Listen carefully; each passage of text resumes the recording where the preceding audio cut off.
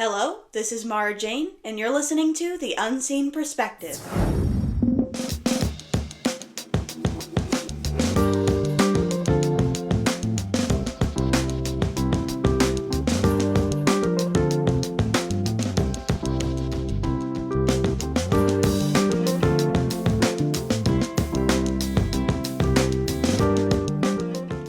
Hello and welcome back to The Unseen Perspective. I am your host, Mara Jane, and today we are going to be continuing the Assistive Technology Inventory series. I believe this is episode 4 of that little mini-series.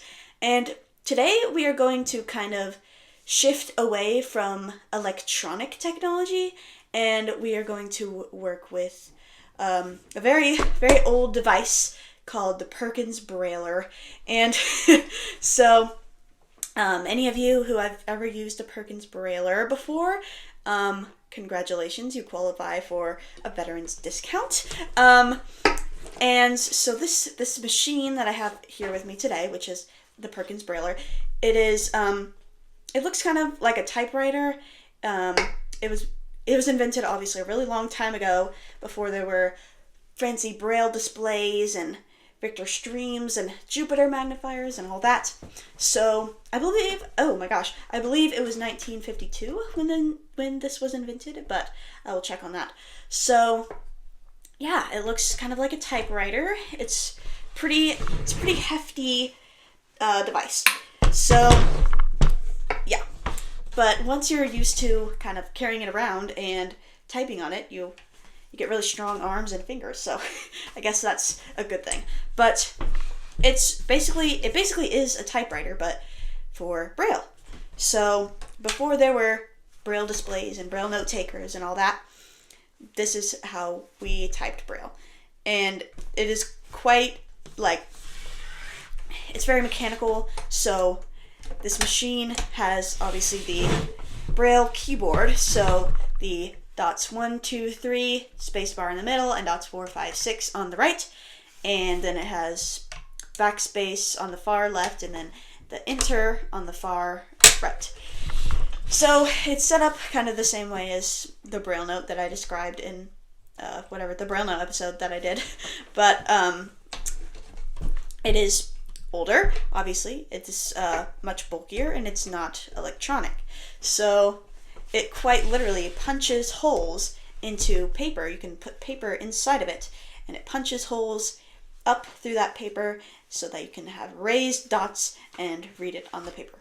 Which, in my opinion, I actually used to like hard copy Braille, which is what this produces, more. But, electronic Braille, which is what pops up on my refreshable Braille displays, is kind of growing on me, so I don't really know which I like better now. But this is a classic, so I'm going to you need obviously thick paper for this, because it's literally making dots out of the paper, so you can't just do it with any ordinary paper. So there's special paper that you can get. We just call it Braille paper. This is actually cardstock paper. It's not necessarily Braille paper, but it works. It's basically the same. So to load this paper, just a white sheet of thick paper, into the Braille Writer, there are these little tabs on the left and right at the top of the Brailler that you will pull back. And once you've pulled those back, you can insert the paper into the top. Make sure it goes under the cursor puncher pull thing. And very technical terms that I'm using. But once you do that, you can put those tabs back down, making sure the paper stays straight. And on the sides of the Brailler at the top, there are 2 little knobs that you're going to twist towards you. That'll roll the paper up. So you keep on rolling those until you can't roll anymore. And then you're going to press the enter key 1 time. Oh my gosh, you guys. I'm sorry, I had it backwards. The enter key is on the far left, and the backspace key is on the far right. That's actually backwards from the Braille note. That just goes to show how long it's been since I've used one of these. So So yeah, we are going to type a little bit now. Very exciting. So, oh, my paper's a little crooked. Oh well. She's an old device. All right. So let's just say hello.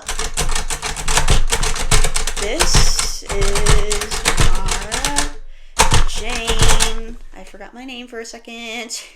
Don't worry about it. Okay, period.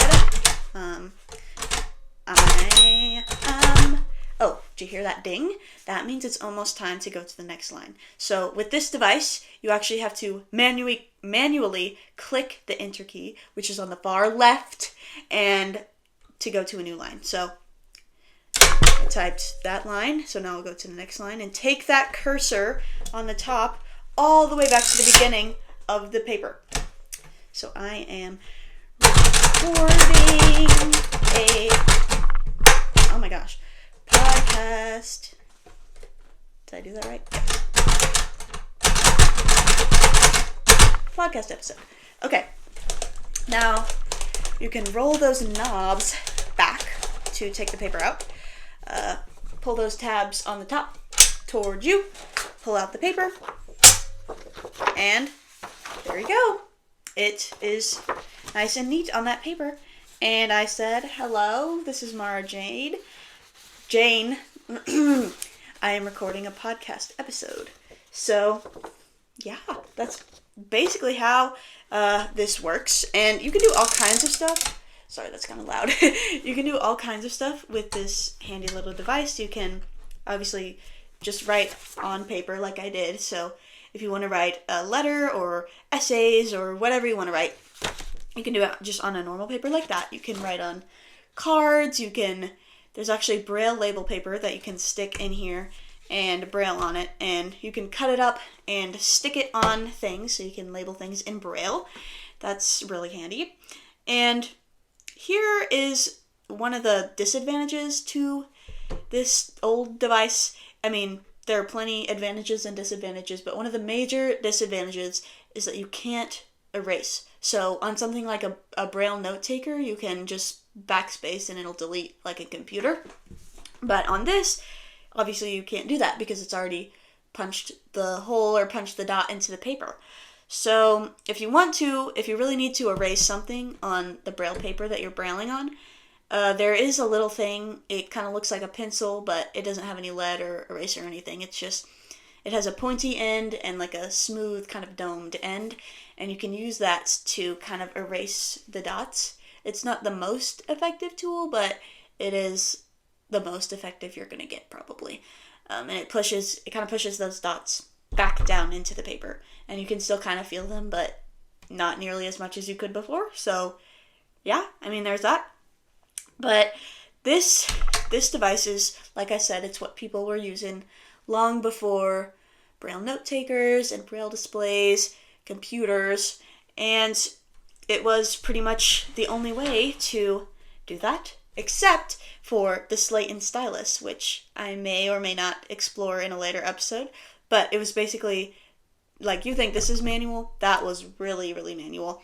So you literally had, like, a slate, which was something that you put on your paper, and a stylus, which was basically just a little needle that you used to press into the paper and make the dots yourself. And you had to write backwards because obviously when you poke a hole or a dot like that, it's going on the other side of the paper. So you have to write backwards, which this is a very, very crude, old-fashioned way of brailing. I think it's good for, like, short little things like making labels. This past week at the Kansas State School for the Blind, I was making some labels and I was using my slate and stylus because it was just like 1 or 2 words that I needed to write on a little sheet of paper, and I thought it was easier than sticking it in this big Braille typewriter. But I know a lot of people don't like to type that way or write that way, which is completely understandable because it can be very annoying sometimes. And obviously it wouldn't be good for writing like whole entire papers. So yeah, that is pretty much the summary, the very basic summary of this Perkins Brailler. And I guess I'll give a little more of a description of it in case you don't know what a typewriter looks like. It's kind of, so it's gray in color, at least mine is. You can get it in different colors. But it's kind of a triangle type shape, or a triangular prism, but obviously it's wonkier than that. But like I said, there's the knobs on the side, and there is I call it a cursor, but I don't really know what its official name is. It kind of looks like a little car seat that you can use to move around the lines on your paper. And that's in the front on a little track. Oh man, that's dusty. And then below that track are the keys that I described earlier. And then above all this, there is a handle that you can flip up and use it to carry around the brailler. So that way you don't just have to, it's a safer alternative. But on the back of the brailler, you can see where you would insert the paper, and it rolls it in so it doesn't take up a bunch of space, because this already takes up enough space as it is. And then below that, there's actually a kind of flat area, and then there's a little slit in the Braille writer, and with these little knobby things. What did I just say? Anyway, there's these little knobby things that you can squeeze and use to adjust the margins. So some Braille paper is bigger than other Braille paper. So if you're using bigger Braille paper, you can extend the margins so you can write further, and it'll ding, but it won't ding until later, and it'll let you write till the end of the paper. And if you're using a smaller paper, or if you're writing on just a little tiny piece of paper, you can adjust the margins appropriately. So that's pretty cool. And then that's about it. It's a pretty simple design. It's I mean, somewhat portable. You can take it places, but I think it does well just on a desk or in a school, whatever. But it is practical, and it does work well. It's pretty reliable, although it does get jammed sometimes, which doesn't happen to the Braille note takers, obviously, because they don't take paper.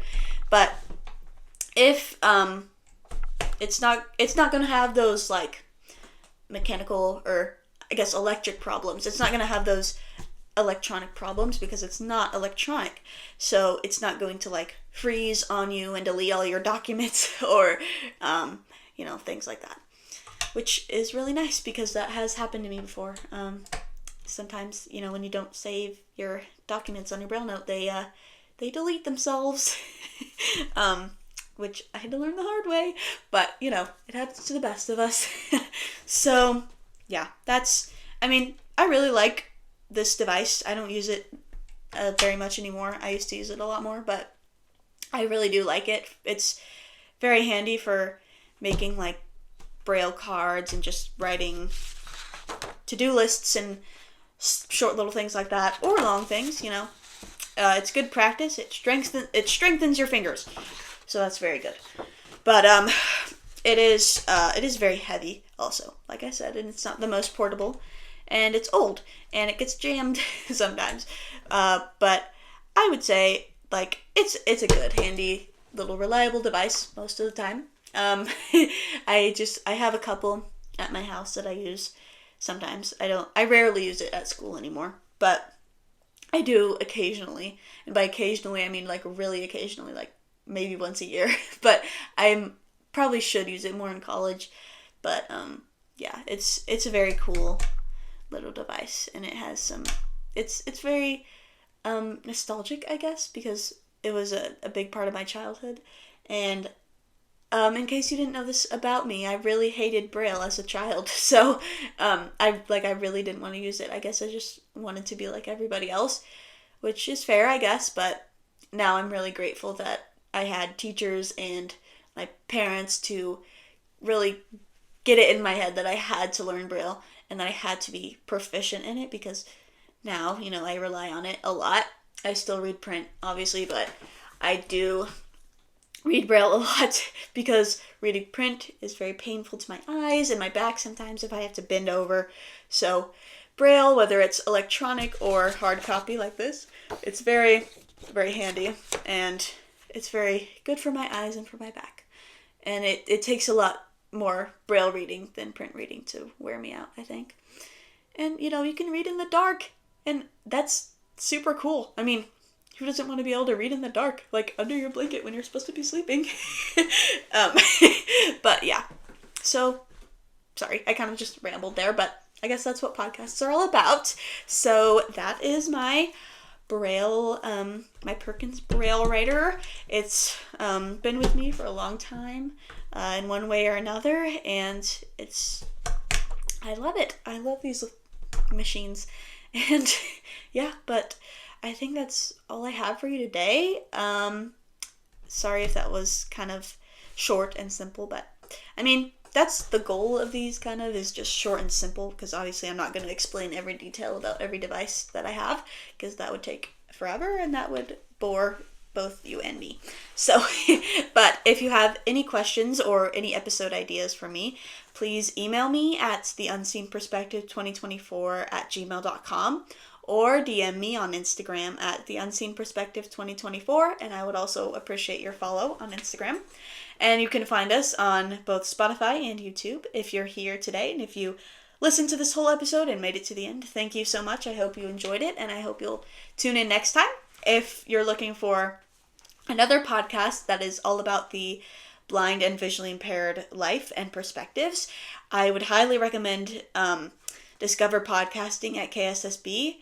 That is the Kansas State School for the Blind has that podcast, and they have various students and various guests that are both sighted and blind that talk about that whole experience, and it's really good. You should listen to it. But that's all I have for you today. So I hope you all have a wonderful day and a wonderful week and a wonderful month and a wonderful year and a wonderful life. But for today, that is it. So bye until next time.